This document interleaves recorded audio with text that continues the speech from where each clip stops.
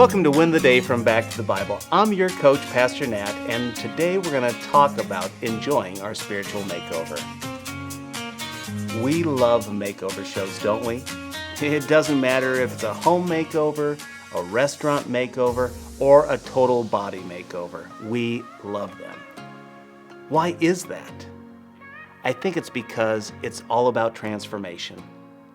When we see people motivated and transform, it motivates us to consider our own transformation, the things we could do.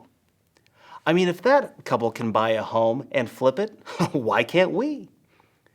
If that person can lose 250 pounds, why can't I? But what's interesting is most people who go through those makeovers, they return to their old ways. That clean hoarder's house, it becomes a trash heap again. The well-groomed man, he looks like Captain Caveman. The lean and mean mom goes back to struggling with her weight. Now, we need motivation, and we need reminders to keep on in our makeovers. The same is true for our spiritual fitness. This is what Paul said about maintaining our spiritual fitness makeover in Colossians chapter 3, beginning in verse 5. And when Christ, who is your life, is revealed to the whole world, you will share in all his glory. So put to death the sinful earthly things lurking within you. Have nothing to do with sexual immorality, impurity, lust, and evil desires. Don't be greedy, for a greedy person is an idolater, worshiping the things of this world. One of the confusing pieces of Christianity is the positional justification we experience and the ongoing battle with sin. On one side of the coin is we are a new creation with new desires. On the other side is the flesh that wages war with our new nature. In other words, we're saved, but we need daily saving from the temptation of sin. Paul says here that one day when Christ is revealed at his second coming, the true Christians will be revealed. But we can start demonstrating, and we should be living out Christ in us today. The question is, how? Well, Paul tells us. He says, put to death these sins. Now, when he says put to death, he means to kill, to eliminate. You see, what a lot of us do is we put our sins in a box.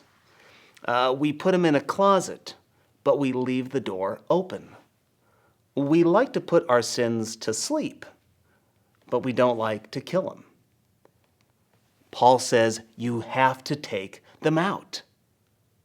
Then he lists some very specific sins. Sexual sin, sexual lusting, and mental impurity need to be killed.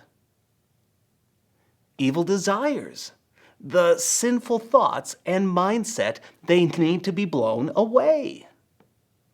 The greed we have, the coveting we experience, when we want what other people have in an unhealthy way, Paul says you got to eliminate them. Friend, it all begins with the battle of the mind. Lust, greed, and evil. They all begin in the mind. Paul says, don't even make it an option. He says you got to kill it. You got to bury it. That's why this is my challenge for you today. Kill the sin that remains. From my own experience, I have areas of my past that are hard to eliminate. To be honest, I don't want to. For some, it may be your bad language. For others, it may be just viewing porn on occasion. For you, it may be getting drunk just when you're out with friends or when you just can't handle the stress. We've all got an area. But is it honoring to God when we engage in those activities? Is it showing Christ in us? You know the answer, no. Paul says, kill it today. Now that you have the mission, should you choose to accept it, go win the day.